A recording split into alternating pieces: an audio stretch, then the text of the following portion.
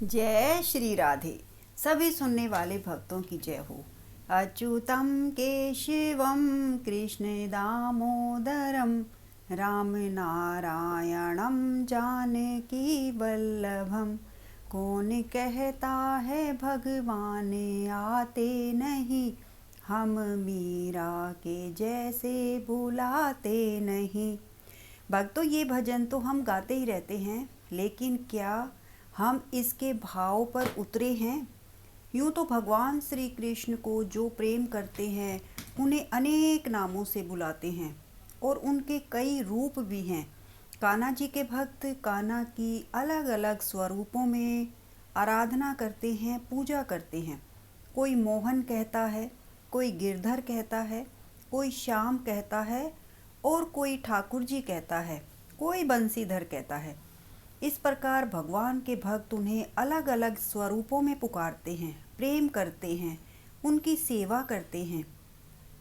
इन सभी नामों के अलावा एक नाम और भी है जो लोक में, समाज में, भक्तों के बीच में बहुत अधिक प्रसिद्ध है, और वह नाम है लड्डू गोपाल। जो ये नाम है ना, लड्डू गोपाल, और जो इसका स्वरूप है, ये किसी भी कृष्ण भक्त के लिए अपरिचित नहीं है। कान्हा के भक्तों के घर में कान्हा जी ज़्यादातर इसी स्वरूप में विराजमान रहते हैं। पर क्या आप जानते हैं कि भगवान श्री कृष्ण का नाम लड्डू गोपाल क्यों पड़ा और कैसे पड़ा? आज की कथा में, आज की वीडियो में हम यह सुनेंगे कि भगवान श्री कृष्ण को लड्डू गोपाल कब से कहा जाने लगा और कैसे, उनको ये नाम कैसे मिला। दरअसल ये कथा है हमारी ब्रज भूमि की। ब्रज में भगवान के एक भक्त रहा करते थे जिनका नाम था कुंभन दास।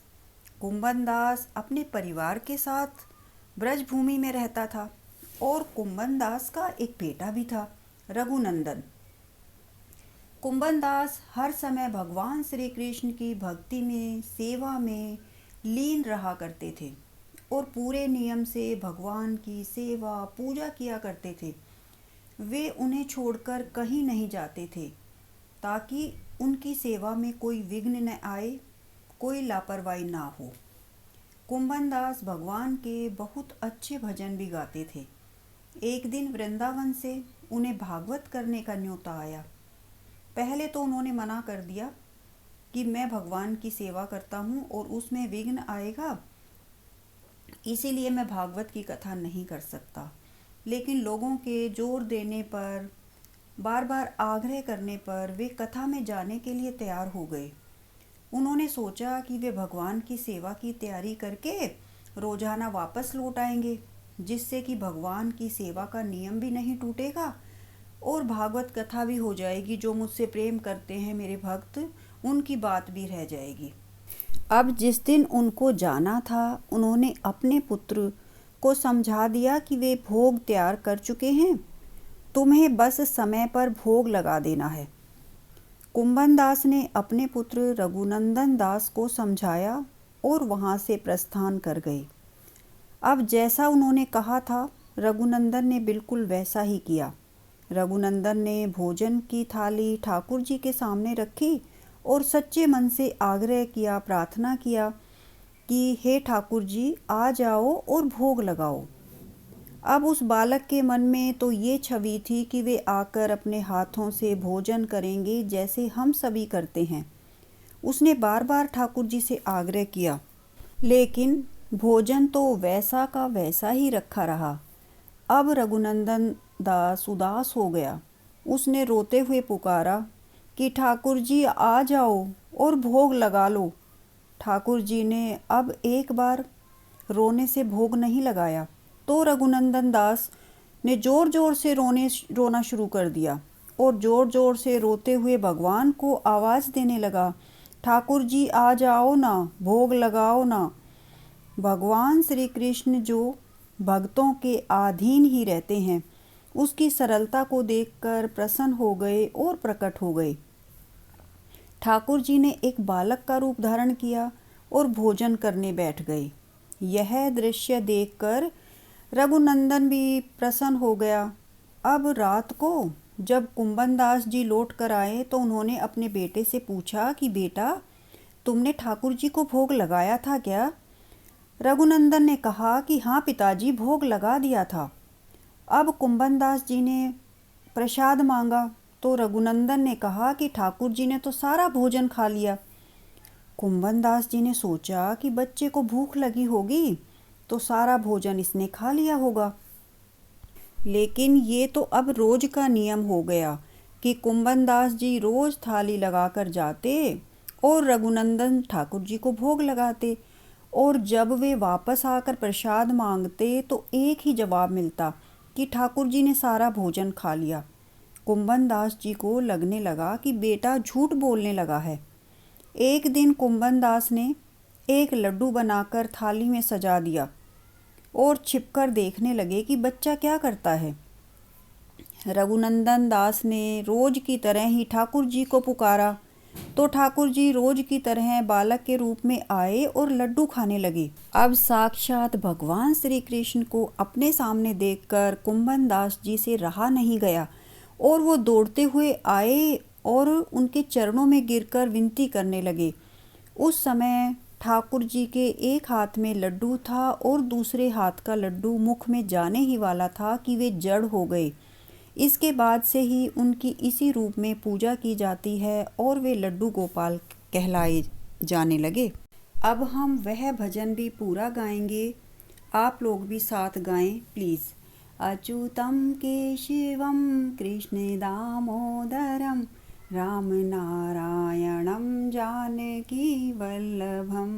अच्युतम केशवम कृष्ण दामोदरम राम नारायणम जानकी वल्लभम। कौन कहता है भगवान आते नहीं, तुम मीरा के जैसे बुलाते नहीं। कौन कहता है भगवान आते नहीं, तुम मीरा के जैसे बुलाते नहीं। अच्युतम केशवम कृष्ण दामोदरम राम नारायणम जानकी वल्लभम। कौन कहता है भगवान खाते नहीं, बेर शबरी के जैसे खिलाते नहीं।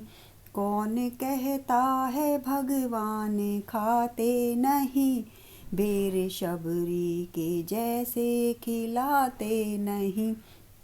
अच्युतम केशवम कृष्ण दामोदरम राम नारायणम जानकी वल्लभम। कौन कहता है भगवान सोते नहीं, माँ यशोदा के जैसे सुलाते नहीं। कौन कहता है भगवान सोते नहीं, माँ यशोदा के जैसे सुलाते नहीं। अच्युतम केशवम कृष्ण दामोदरम राम नारायणम जानकी वल्लभम। कौन कहते हैं भगवान नाचते नहीं, गोपियों की तरह तुम नचाते नहीं। कौन कहते हैं भगवान नाचते नहीं, गोपियों की तरह तुम नचाते नहीं। अच्युतम केशवम कृष्ण दामोदरम राम नारायणम जानकी वल्लभम। कौन कहते हैं भगवान आते नहीं, तुम मीरा के जैसे बुलाते नहीं। धन्यवाद। बोलिए ठाकुर जी की जय, लड्डू गोपाल जी की जय। आपको यह जानकारी अच्छी और ज्ञानवर्धक लगी तो वीडियो को प्लीज़ लाइक और शेयर करें। अगर आप कान्हा और राधा रानी को मानते हैं तो कमेंट बॉक्स में उनकी जय अवश्य लिखें। अगर आप इस चैनल पर पहली बार कथा सुन रहे हैं तो कृपया चैनल अध्यात्म कथा सागर को सब्सक्राइब कर लें। बेल आइकन को भी प्रेस करें ताकि भविष्य में आने वाली इसी तरह की वीडियो की नोटिफिकेशन आप तक सबसे पहले पहुंचे। धन्यवाद।